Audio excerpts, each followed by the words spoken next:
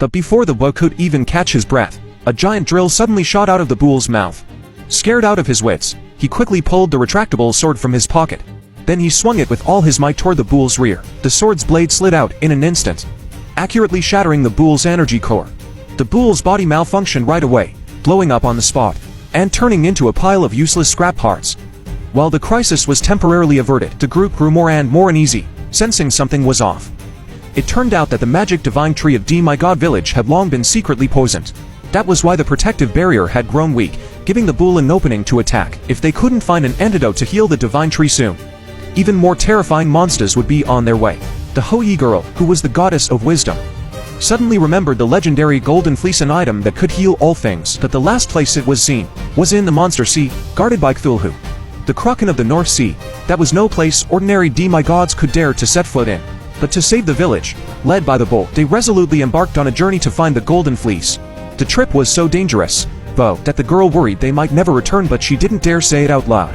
First, they needed a vehicle. The girl blew a whistle, and in the next second, a taxi appeared out of thin air right in front of them. It looked like it was on the verge of falling apart. But in reality, it was a speed taxi from hell. As soon as everyone squeezed into the car, the driver started the engine immediately. The vehicle then raced wildly through the forest, scaring everyone into fastening their seatbelts in a panic. What shocked the boy even more was that all three drivers were blind. Before he could wrap his head around this, a huge tree suddenly appeared ahead. They were about to crash head-on, but the driver yanked the lever hard. In the next instant, the entire car split into two halves. The group was petrified by this absurd move, vowing never to let the girl blow that whistle again. As said, the vehicle was incredibly fast, truly worthy of being a deity's ride. After a journey filled with close calls, they finally reached the Monster Sea. Unfortunately, they were swallowed by the North Sea Kraken and pulled into its stomach. By coincidence, a ship was also trapped inside.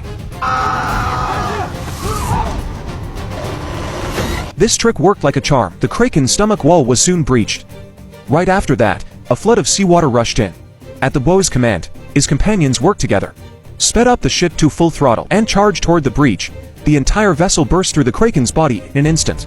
Just before the ship was crushed by the water pressure, they successfully surfaced and escaped. In the end, the group managed to retrieve the golden fleece.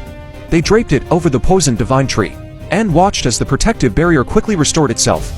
The village was saved from the monster's attacks, and the boy and his team were hailed as the new generation of heroes.